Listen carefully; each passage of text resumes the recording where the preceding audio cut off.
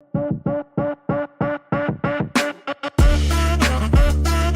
here we'll see how to download .NET 8, .NET 8, download this.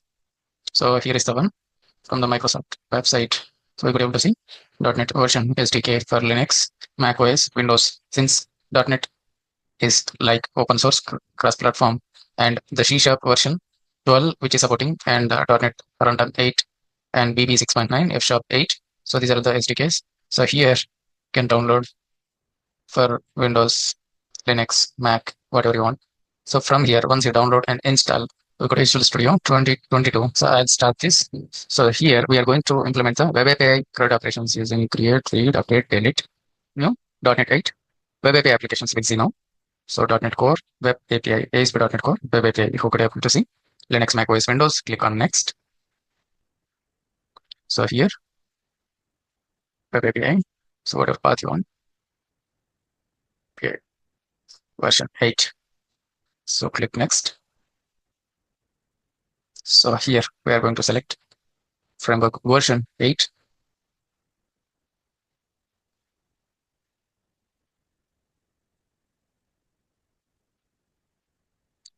.NET 8 long-term support, authentication none, and configure HTTPS, and OpenAPI, which will be enabled, and do not copy statements, which will be unchecked.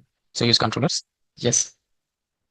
So if you see here, use controller instead of minimal APIs. Yes, they are creating, and we'll click on create. Well, it will take a couple of seconds. Now our application is created. So this is our controller. So this is our project, and so here controllers folder. So by default there is a weather forecast controller and app setting.json for all our configurations, all those things, and program.cs file. So we'll discuss about this program.cs file. So today we'll understand the program.cs file in ASP.NET Core Web API application. So now, so in program.cs, first important thing is this is the entry point of the application. Means the execution will start from here, and it creates instance of web application builder, and let's configure our application easily. And this is a place where we can configure services and HTTP request pipeline. So now we are going to, so first of all, what is API? API stands for Application Program Interface. And what is a RESTful API? A RESTful API is an interface that two computer systems use to exchange information securely over the internet. Means two computer systems, two or more computer systems can exchange information securely over internet. That is called RESTful API. So most business applications have to communicate with other internet through internet with internal or third-party applications to perform various tasks. So this particular scenario, we can go with RESTful API. So now we are going to create a CRUD operations first. So now I'm going to create a new controller. Right now we'll be having already weather forecast controller. Now what I'll do, right click on the controller, add controller. So here we have to select API controller with read and write action. And so using this, we click on add button. So empty controller, we're going to create our read and write actions. Well, let's go with the empty only for now. Click on add. So that will add everything here. So now I'm going to give the controller name as employee or manage employee. Some controller like this, click on add. So I have added the controller. So once we added the controller, now we could able to see there is a route API controller name, which is API controller, which is derived from controller base class. And next. So we have added the controller. Next, we have to add model. So to add the model, let's add the folder model. So I'll add one folder and I'll add one folder for services. So now for the model, right click, add new item. So where we are going to, so where we have added in this, not in the solution, add in the project. Remove it. Add, right click, add folder model. So I have added this model, right click, add a class here. So class name I'll give as employee. So this is my class. So here we have to add the properties now. So what are the properties we can have? We can have props, add the property. So ID or emp ID employee ID with getter and setter.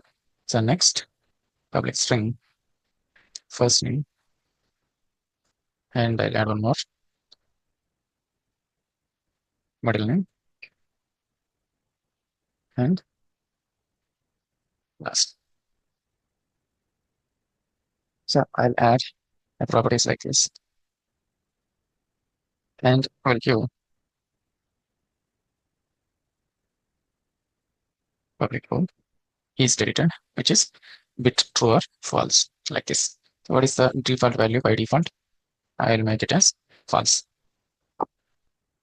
So now, so we have added this model. So what is default value I want to make? For example, middle name, I want to make string.empty, and then first name, I want to make it as a required. So last name also I want to make it as a required. So I have added properties like this. So this is my employee class, and we'll create one service folder now. So I'll add right click, add folder services. So inside the service, I'm going to add one interface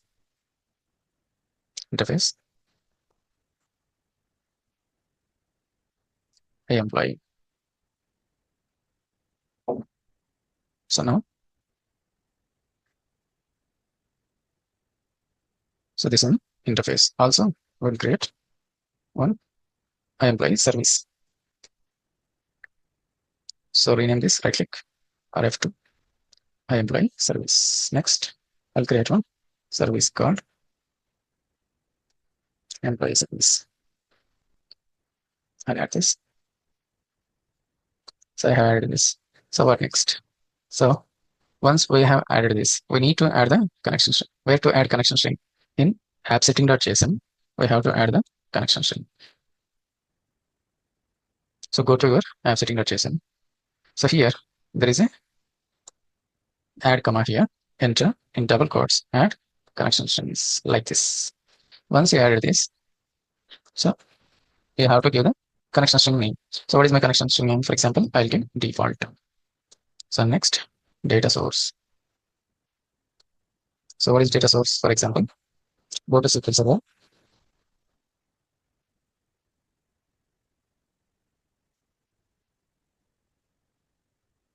So from the SQL Server, we will copy the server name, data source, and then initially catalog equals empty DB employee database. So like this, and then so this is your database name.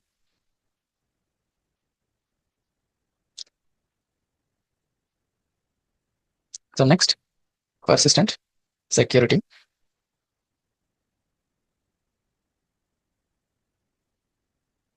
Because true.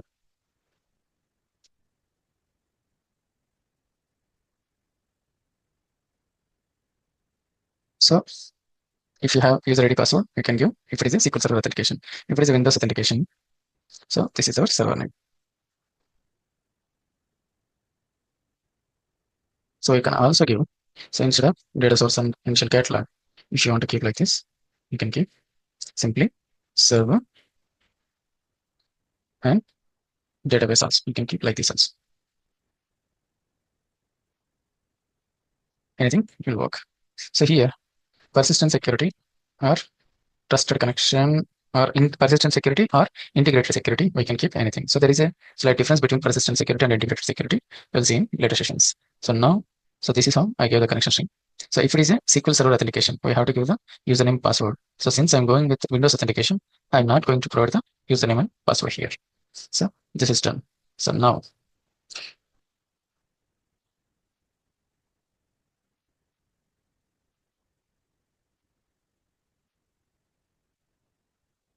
hello. ఏమి salary రాలేదంటే మేము చెప్పేటప్పుడు రాలేదా నేను credit కార్డులో తీసి వేసుకుంటుండేది నా దగ్గర ఏం దుడ్లు ఉంటే నేను జమ చేయట్లా ఉమ్.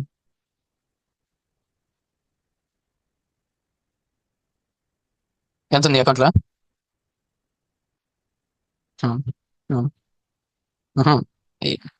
ఏమి మీ జన్మలకి ఏది చేత కదా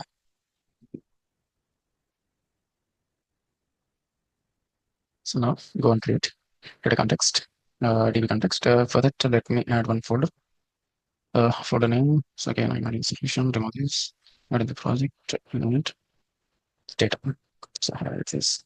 Send the data, right click, add class name. I'll give like UI with DB context. So I'll add like this.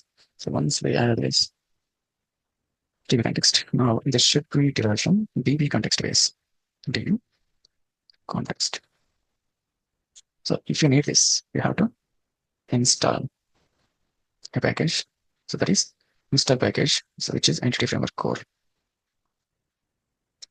So I have to install this package. Let's install this. So this is installed. Now, once this is done, let's create a constructor. How to create constructor public employee DB context.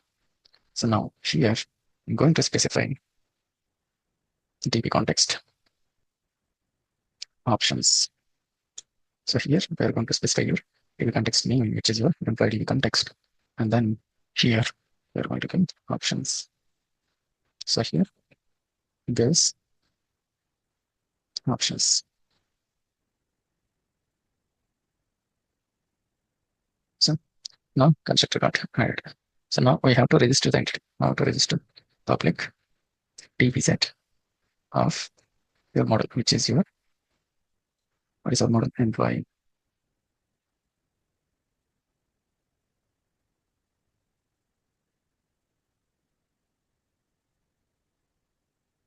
Employee.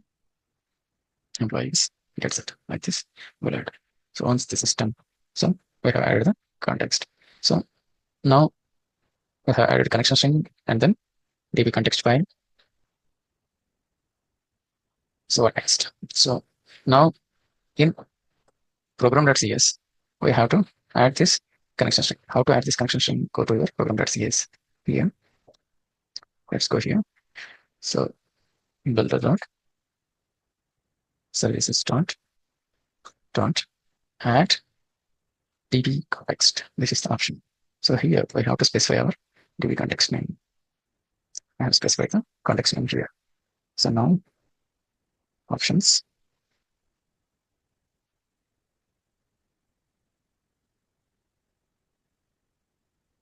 Implies options start use SQL server.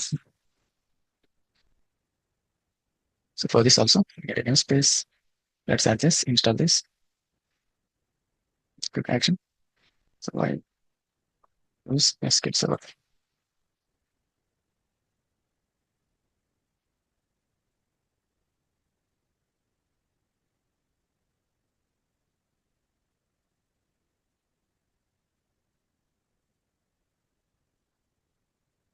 So it's not giving. So let's install manually. How to do that? Go to your dependencies, packages, right click, manage naked packages, search for entity framework core.sql server. Install this latest version, apply, I accept. So also we need one more package called tools. So totally entity framework core tools and then SQL. Apply, I accept. Install it is also. Okay, and accept. So this is done. So it comes here. So now go to your program.cs and your this SQL server. That is done. So now here, what you need to do.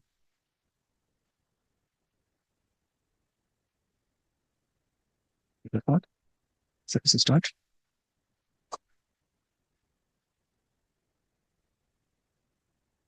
So now builder dot configuration dot get connection string.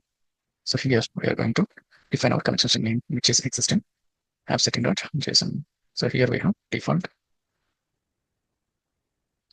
So connection string name. So now, so the system. So we have added the connection string. So this is done.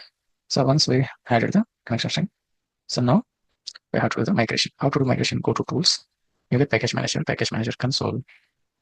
So this is your package manager console. So here, how to add migration. Add migration. So my first migration. I'll give name like this. Click on add, enter. First it will build the solution. Once build get started, build get succeeded. Now it is going to create the migration. See like this, it will create a migration here. So next update database. So this will update the database. So build started, build succeeded. Now keyword not supported, persistent security. So there is a issue in the program.cs, sorry, app setting.json. Check whether persist security. So how the connection string should be persist security info. Let's do this update. So let's give the up arrow. It will give you that. Will started, will succeeded. So the connection was successfully established with server, but there is an error occurred during the login process. SSL provider. So make the certificate chain was issued by authority is not trusted. So means, so here, as I mentioned earlier, trusted connection, we have to give go or yes. So how to give this? So like this here, trusted. So now this is persistence info. Okay. So instead of this, so there is one more thing. If I give integrated security, integrated security equals true. So now what will happen? Let's see. You started, will succeeded. So there was not trusted, even though you gave persistent security, integrated security. It is asking for trusted connection equals. So this is done. Now let's update the database. So still there is issue. Integrated security. SSPI. Trusted connection true. So what it is asking, the certificate chain not trusted encrypt equals to false. Save on. Let's execute this update database. So it's updated now successfully the migration. So how to check whether it is added or not? Go here in the database. Could able to see database and then empdb. This is our database. So we will be having all the table information, migration history, everything. So this is our table employees. So what are the columns? Employee ID, first name, middle one, last name, Mr.